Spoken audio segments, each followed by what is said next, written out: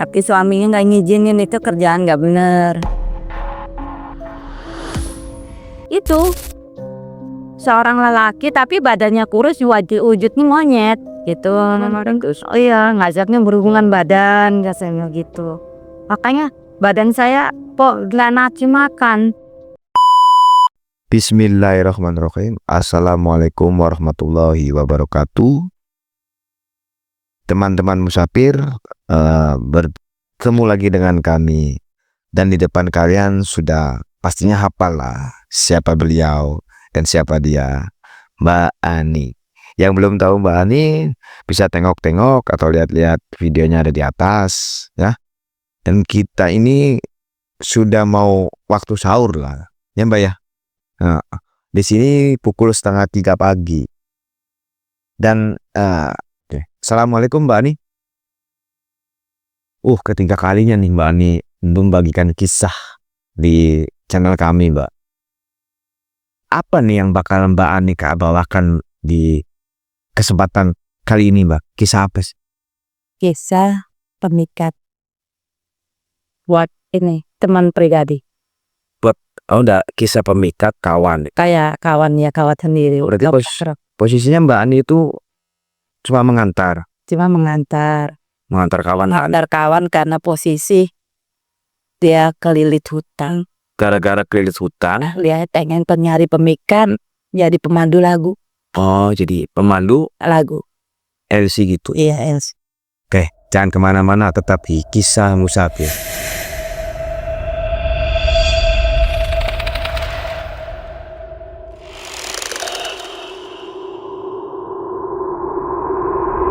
Jadi awal tahun 2023 di bulan 6. Di bulan 6 saya punya temen yang tadi udah lama nggak pernah ketemu. Cewek gitu. Sama cewek itu nggak pernah ketemu. Awan gadis itu ya. Ketemu setelah tahun 2023. Dia nikah. Ketemu di suatu tempat lah ya, di tempat dia saudaranya. Aku lagi bermain, ketemu dia, akhirnya ketemulah di situ sama dia, ngobrol. Besoknya ya saya mau pulang, saya ajak mampir. Ini namanya si Dini aja ya, Bisamar ya. Iya. Lisa. Ya kan namanya Lisa. Main ke rumah katanya. Di rumah saya di sana. Bawa suaminya. Ya Mbak Ani katanya. Ya kan dia mudahan dia daripada aku.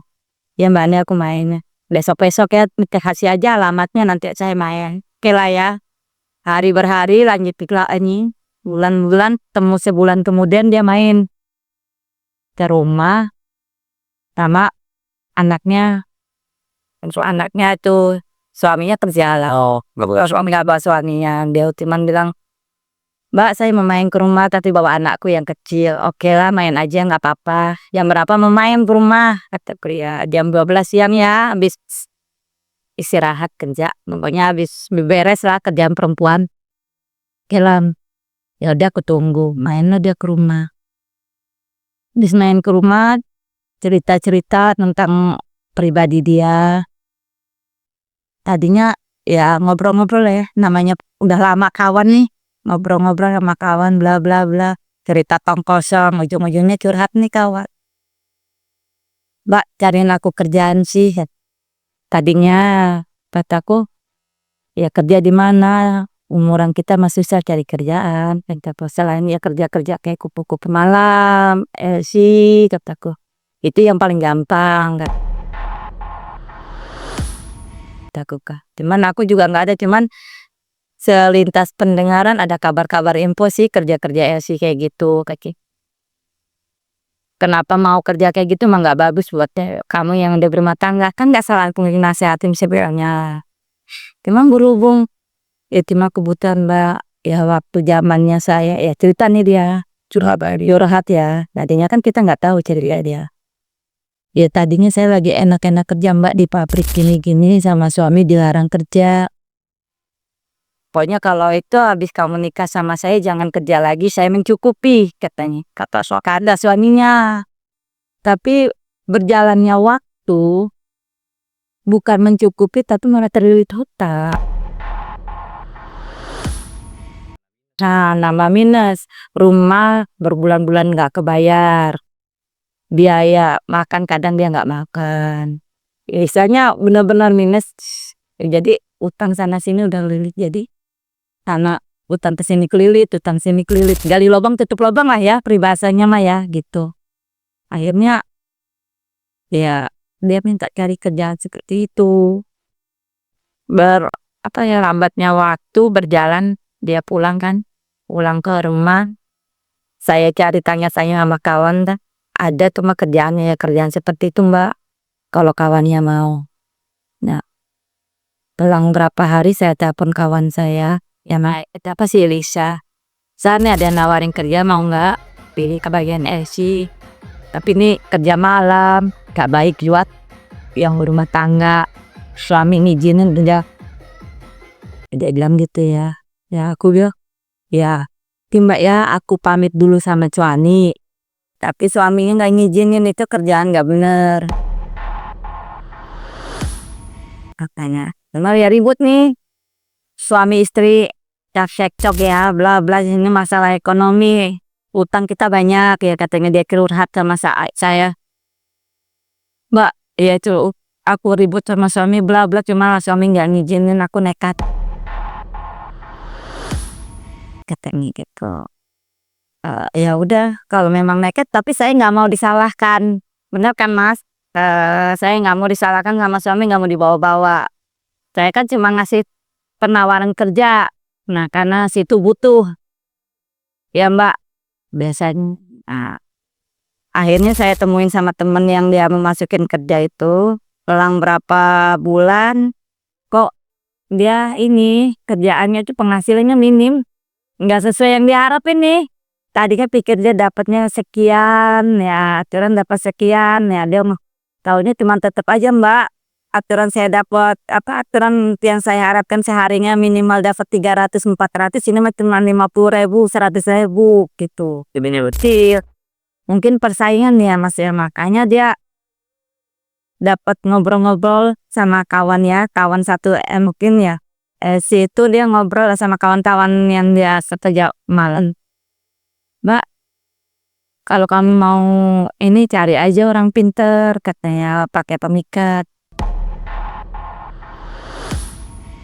Terus ya dia nggak mau lah ya ikut sama kawan-kawannya gitu wis. Tidaknya ketahuan. Nah, jadi dia ngobrol lah. Kalau berapa bulan ngobrol-ngobrol sama saya, mbak tahu nggak mbak tempat mau masang pemikat? Tapi setidaknya saya larang dulu mas. Iya. Nggak baik kata saya yang begituan, katanya. Resikonya gede kataku. Ya kalau situ mau siap ya monggo, tapi setidaknya saya udah ngingetin kataku ya. Enggak mbak, ya udah resiko tanggung jawab saya sendiri. Oke lah, kalau memang kamu mau. Selang berapa ya bulan? 3 bulan kemudian saya anterin. Saya juga dapat kabar sih, nggak setidaknya saya tahu kayak gituan lah. Ya nanya-nanya lah, namanya kita nih kisahnya kasihan sama kawan. Kawan ngeluh gini gini gini ya. Oke lah. Itunya setidaknya dia mau tanggung jawab sendiri ya. Iya. Nah, berangkat dia ke ini, saya tanya sama kawan, ada nggak tempat ini pemikat, kata saya. Pemikat tuh kayak apa mbak? Kata kawan tuh yang ya itulah kayak model-model dukun-dukun gitulah kata saya, yang bisa masam tusuk, pemikat bedak apa kata. Cuman ya kata saya privasi lah ya, saya sama kamu jangan kemana-mana cerita.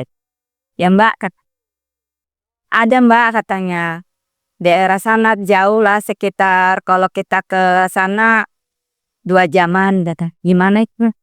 Ya daerah sana lah. Kupaki ya mas ya, jangan dikasih tahu nanti. Ya, daerah sana 2 jam kemudian, tapi gitu dukunnya dukun Bali. Ya ketanyalah sama temanku, mau nggak ini dukun Bali kataku. Kalau kamu mau, monggo kita berangkat. Ya udah mbak, berangkat lah mbak. Kalau memang itu paten kata dia. Ya udah. 3 hari kemudian dari dia habis ini pulang, dia kerja malam jam 12 siang, saya sama dia berangkat ke sana, tempat dukunnya itu. Dia ke sana ya dia pakai pemikat, dia ngobrol lah ya sama dukunnya, saya kan istilahnya saya udah tahu pribadinya, dia cerita sama dukunnya, bla bla bla, "Pak, saya mau pakai pemikat gini gini gini." Dikasihnya dia pemikat apa ya, kayak model botol itu Mas, parfum ya, parfum. Itu dia ngasih. Masa bayar berapa nggak tahu ya, sekitar 500 apa apa dia, pokoknya namanya orang Bali kan. "Mahal," katanya, "Mbak." "Ya kalau situ ada mau duit ya silahkan," kataku. "Kalau nggak ada duit ya kita pulang," kataku. Nah dia mau. "Ya udahlah Mbak, ada duit nekat," kata dia. Kasihlah parfum segini, minyak wanginya. Udah dia jana, berapa hari kemudian ya dia mulai kerja lagi, lama-lama rame nih. Dia nih banyak yang banyak yang manggil ya. Banyak yang manggil dia kerja. Banyak yang manggil kerja, banyak yang masih rame lah. Yang tadinya biasanya jobnya dia dapat cuma 100-200, ini hampir 1000. Malam itu semalam. Kata saya, terus saya bilang, dia datang ke rumah. Dia udah rame dia datang dia ke rumah, ya saya nggak lupa sama kawan. Ya ini ngetraktir lah, jajan-jajan buat saya anak-anak lah, bawa makanan ke rumah. Sebulan kemudian, "Mbak, ampun loh saya ke dukun sana," katanya. "Iya ta, iya." Dia pergilah katanya ke rumah, bawa makanan, bawa apa. Pokoknya makanan apa aja dia bawa, karena setidaknya, "Mbak, terima kasih banget," katanya loh. "Mbak nolong saya," katanya. Udah sih orang saya juga nolongnya ikhlas. "Emang gua aja," kata. "Ya jangan repot-repot," kata saya, "kalau nggak ada ini lagi banyak rezekinya Mbak, rame kerjaan," katanya. "Saya tiap malamnya ya lumayan, paling kecil aja minimal saya cuma dapat 500 lebih." Ya alhamdulillah berarti kan dapat 1 juta dan nah ngobrol, dia ngajak lagi Mas, karena udah jatahnya cuma 40 hari katanya. Emang 40 hari dia harus ke sana lagi. Pakai lagi deh tuh pemikat, tambahan lagi.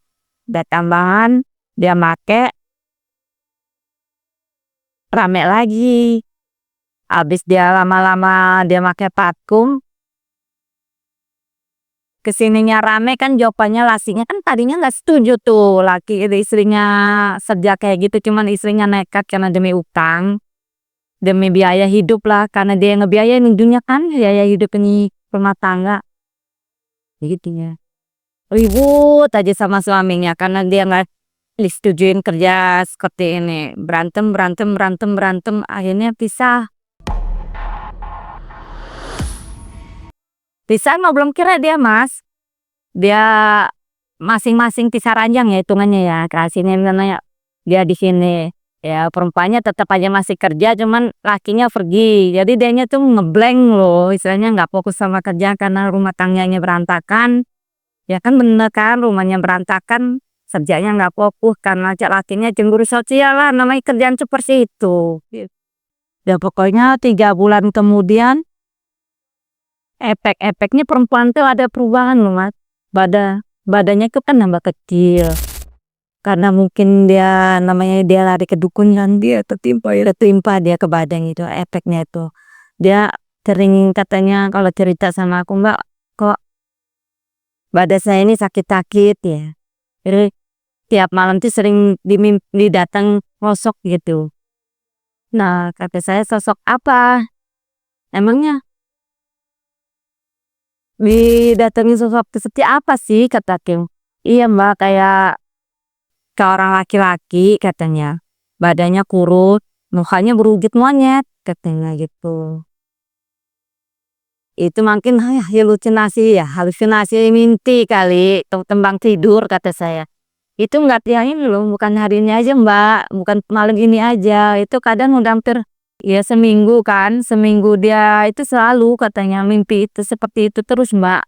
"Mimpi seperti apa Bu?" "Itu, seorang lelaki tapi badannya kurus, wujudnya monyet." Gitu. Terus iya, ngajaknya berhubungan badan, katanya gitu. Makanya badan saya kok nggak nafsu makan.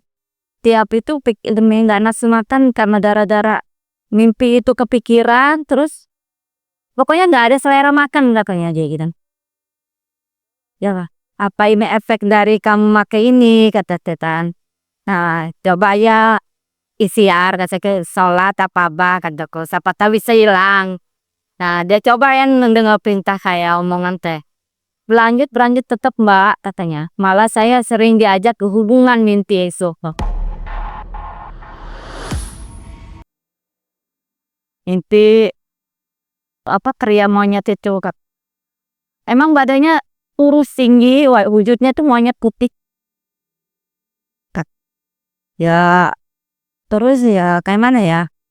Ya udah kita ke sana lagi aja, kata saya. Siapa tahu bisa diiniin, ambil lagi. Enggak taunya dukunnya pindah, bukan di situ lagi. Ya akhirnya lama-lama dia selalu berhubungan intim sama mimpi-mimpi dia seperti itu. Sama si monyet itu. Sama mimpi monyet itu. Akhirnya karena dukunnya pergi, pindah tempat.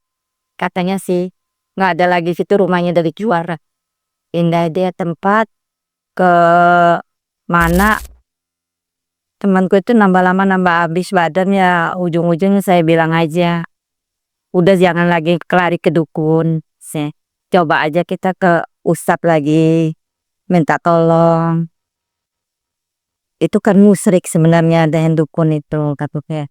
Nah ikhtiar kita pergi ke ustadz, kita cari orang pintar tapi yang benar-benar ustadz, kata saya, daripada kita lari-lari ke situ lagi musyrik itu, saya kan saya. Nah ya Mbak, lama dia kalang berapa bulan ya, bulan berapa ya dia kejadian 2024 lah, 2024 lah ya, mungkin pertengahan bulan 2024 badan dia baru ketemu ustadznya tuh Ustadz Jali terus Jalin.